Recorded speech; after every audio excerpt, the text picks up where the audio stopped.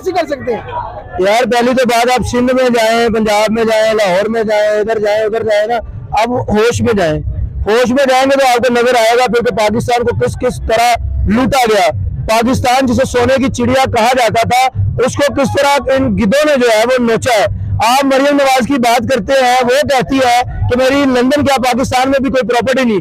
Early next day उसका भाई हुसैन नवाज कहता है अल्हम्दुलिल्लाह एवन फील्ड वाले प्लाट हमारे, हमारी बहन, हमारी हमशीरा मरियम नवाज के नाम है। और जिन बेगारतों की एक बात आपस में नहीं मिलती, जिन लोगों के घर के 4 लोगों की बात आपस में नहीं मिलती, वो मुल्क के लिए अच्छे साबित होंगे। आप पे तो मुझे जो है वो समझ नहीं आ रही, शायद आपने मुझे छेड़ने के लिए सवाल पूछा, इसलिए माफी दे रहा हूँ। कहाँ जरदारी यार, चोर, डिकेट, मिस्टर 10%, और कहाँ इमरान जैसा मुहिब्बे वतन पाकिस्तानी, कहाँ इमरान जैसा लीडर जिसे लीडर कहा जाता है। आप तो जरदारी की बात करते हैं, अपनी सर की बात आप सुन ले।